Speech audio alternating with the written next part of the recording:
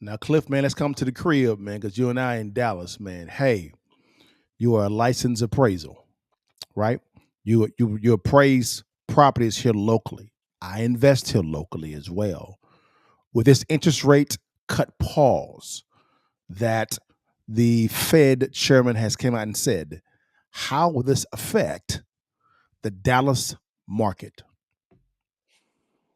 Not much. It's probably going to stay where it is. And what I'm starting to see is anything over about, I mean, pretty much the whole market is having low sales. It's still low. Mm. I'm seeing prices come down. Now, Houses are on the market longer. for properties that are selling on the retail side, homestead side, Hmm. are you seeing more concessions being given by the seller just to sell the home? Oh yeah. And like as far as dollar amount, and just give a range, what are you seeing? Uh, I mean, standard's probably about 3%, but I'm seeing up to 5%. Yeah, yeah, yeah. Five I mean, you percent concessions? 100%. Jeez. Yeah, to sell the properties because, okay, let's be honest about the situation. They know it, and a lot of people in the real estate industry know this. They're Yeah. sitting on tons of equity because of the Yes. last couple of years of printing, Hmm. and so now they're in a different environment where there's not a buyers. There's no buyer pool. There's very little buyer Mm. pool. The interest rates are too high. The price of homes have gotten so high that Yeah.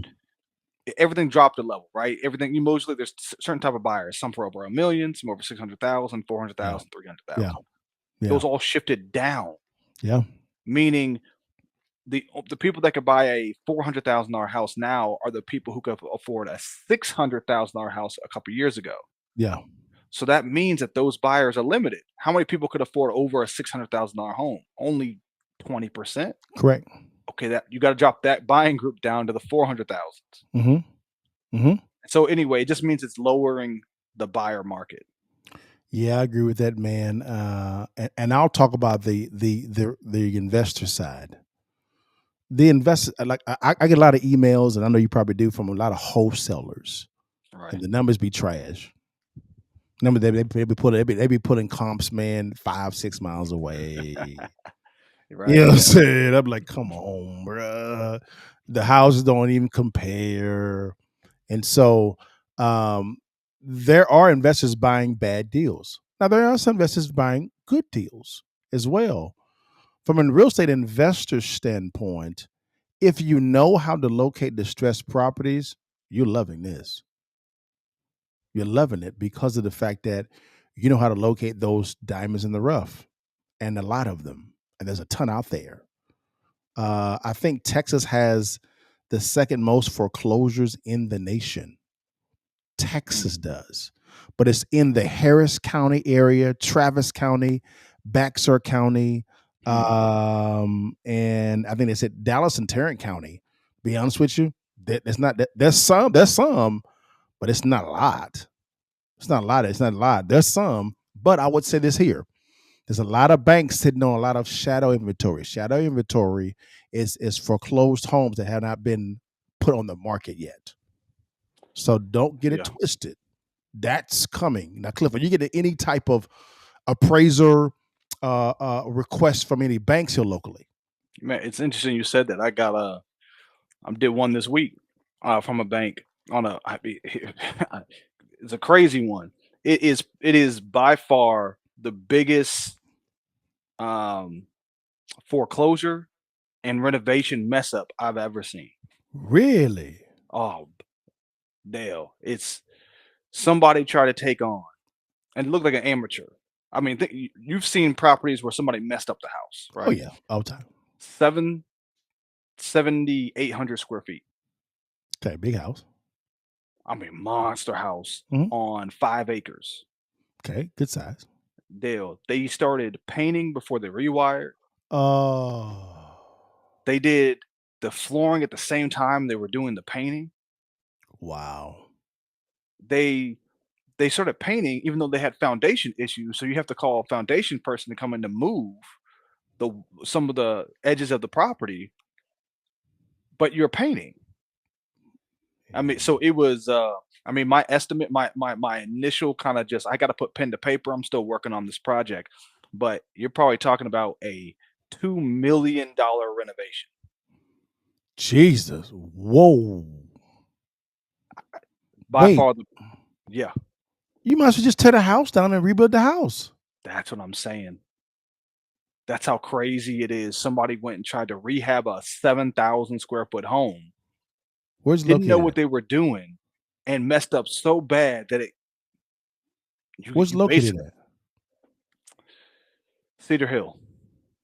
Way over there. Way over there. Is it a foreclosure or what? Is it in Yeah, foreclosure? the bank's been sitting on it. It's a take back. Somebody got a loan on it to try to fix it up, foreclosed. Are they So willing the to sell it? oh yeah, they want to get rid of it. The bank don't really want it, and they're trying to right now. They're trying to salvage it. So they're calling me out. What do you think it's worth? And I'm sitting there looking at it, going, "You need $2 million. Think about the rewire on a Jesus. 7,000 square foot home, and then also think about all the sheetrock work, the painting, the exterior." Is it a traditional bank or hard money loan? Uh, this was a no. It's a small bank. So, because it's a small bank. So, yeah, they really want it off their balance sheet then because it's making them look really bad. And they are getting a quote to try to figure out how much it would cost to fix it. 2 million. 2 million. It's Yeah, hey man, if send me the information on it, if we can make it happen in some form or fashion. Hey, I mean, if I just tear that boy down and build some a couple homes on that boy. Like, what's the average size square foot in a subdivision? it's smaller. I mean, they're nice. They're nice homes, but it's closer to 4,000. So basically, you can build two homes. Nah, that's the problem. It's in a cul-de-sac, and it's in a cul-de-sac, and so you can't split it in two. There's just not enough room because it's backed up to Oh, water. oh, Who, whoever bought that house didn't know they bought a seven. I don't even know how much they paid for it, but let's say they paid 1 million. They paid $1 million for a home they can't fix. they paid $1 million for that house. I, I'm not sure what the number is. I still got to look up and do my research. But man, I'm telling y'all out there, I've seen a lot of houses, thousands. I've never seen a mansion mismanaged like this, to the point where knock it down. I told the realtor because I met her out there. She's had the property for months and she's been talking to the bank. Like, I think y'all got to knock down a mansion. Yeah, they're gonna knock it down and rebuild it. I mean, I wonder who the bank is. Send me the information on it, man. And it may be a building project that we can do if we can get it at a good price point and knock that boy down and build something. I mean, it's wow. Again, investors, if you don't know what you're doing, don't buy a house that size and mess it up. It's not that hard, guys. It's not. And to kind of let you guys know about interest rate cuts, for me and Cliff, we cool. I'm actually going to do a refinance and I went from 11 to 9%, still cash flowing, Mm. $140 a month. We okay with high rates. We are because we buy properties so cheap. We know how to buy properties. So retail buyers and real estate investors know how to acquire property at the right price point. This is a buyer's market. It really is, on an investment standpoint and a retail standpoint. But you have to understand how to buy properties. And if I am a seller, lease that boy out. Lease it out, man, and wait and see. Do you agree, Cliff? You disagree? Yeah, I agree. That makes sense to me.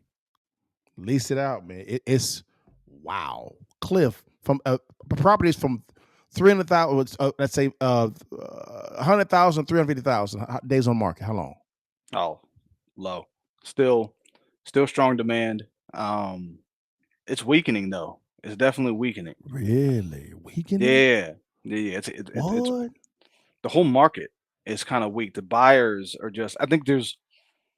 I think what's happening is Last year was slow because everybody was waiting for the cuts.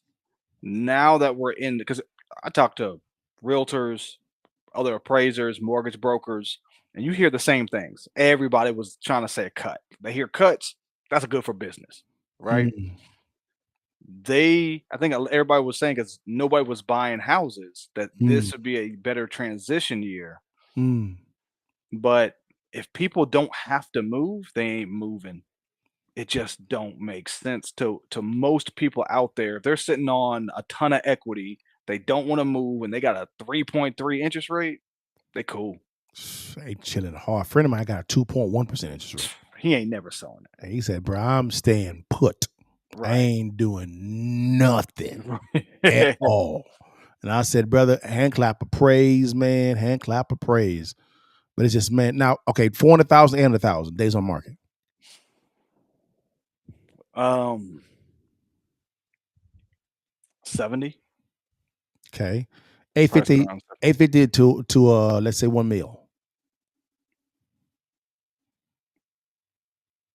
Probably sitting closer to, it depends. That's a good depend. Now, see that because I'm doing luxury, so I'm starting to focus more on luxury. So I'm working on Highland Park and some other areas of Dallas that are high end. Man, and there's an interesting market there. I Mm, realized that in the luxury space, as I'm starting to do more appraisals, it's different. So hmm. when you say Cash. 850 to a million, 800 to a million, it's actually slightly different depending on the location. Hmm. Way more than you think, because if you go to, like, we in DFW. So if you go to Keller and you get some of these Yeah. big homes in Wiley, those will sit. Yes, they will. But a premium $1 million home in Highland Park, s- Ooh-wee. 45, 60 days. Because people paying cash for them. A- And there's demand. There's strong demand for those areas. It's basically a premium home in a Hmm. premium location. It is. They I did an appraisal this week on one that's around 2.6 million. Yeah. 35 days on market. Yep. The Crazy. person pay cash for it probably. Pay cash for it. Pay cash for it. Or they put a large down payment down. One or two. Yeah. And I'm starting to realize why as I start to do research. And this is just if you want to get into the luxury space, is when you have demand in a luxury space, it usually is very small Yep. area, a ton of turnover within that area because every old home, and I mean old by 2010 or earlier, gets renovated because there's so much Correct. money. And so Correct. they turn those properties all, like, every 15 years, they turn those Correct. high-end luxury homes Correct. because they're outdated so quick. And when you have that large of a home, and so strong demand. Mm.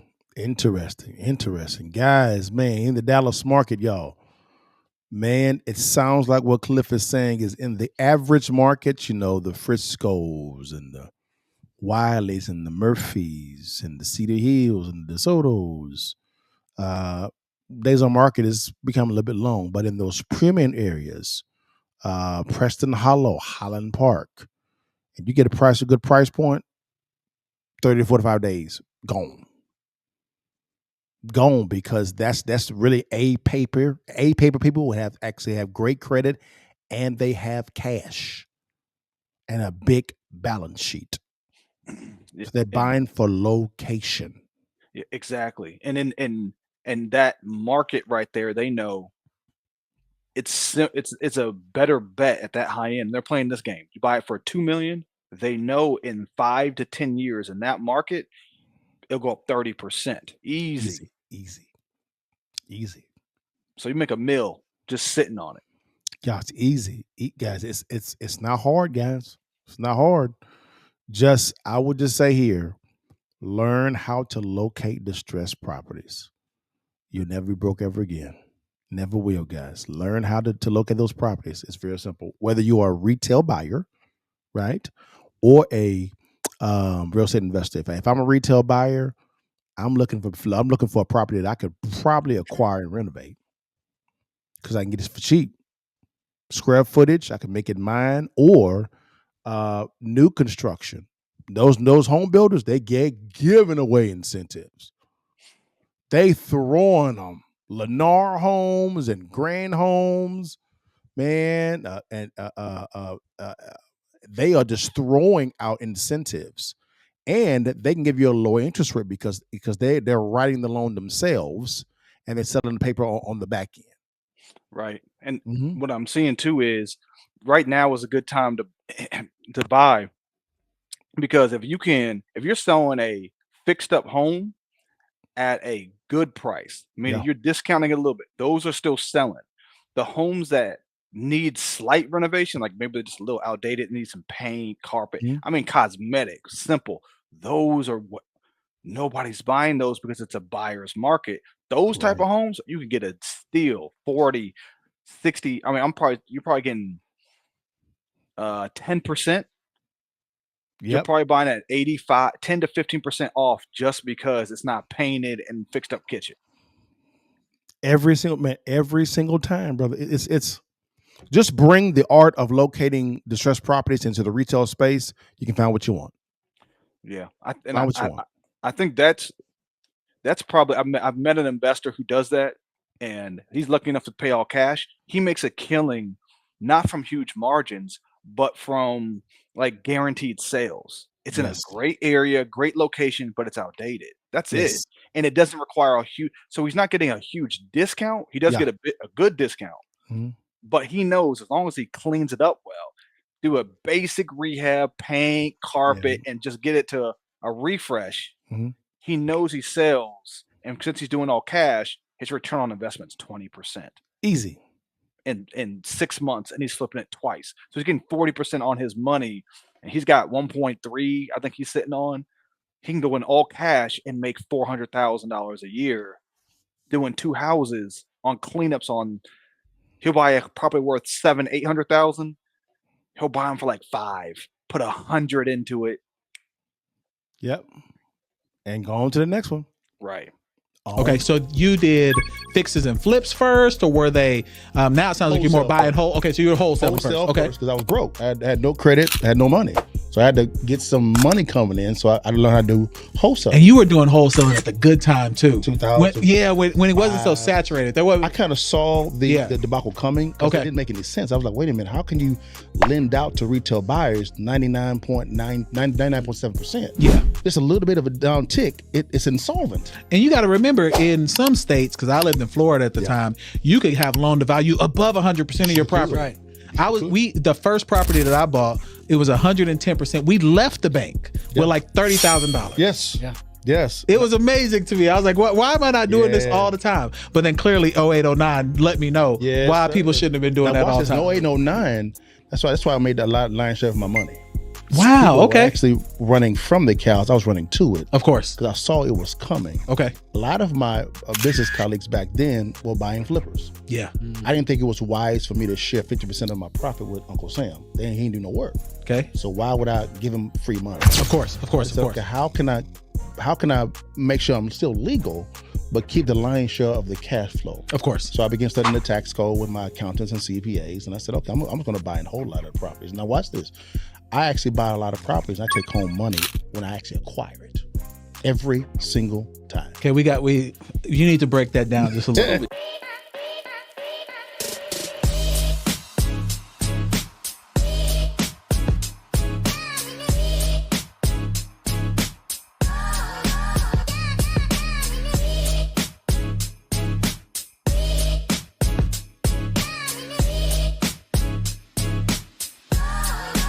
Bless God, give thanks. Bless God, give thanks. Bless God, give thanks. Bless God, give thanks. Big God, big grace.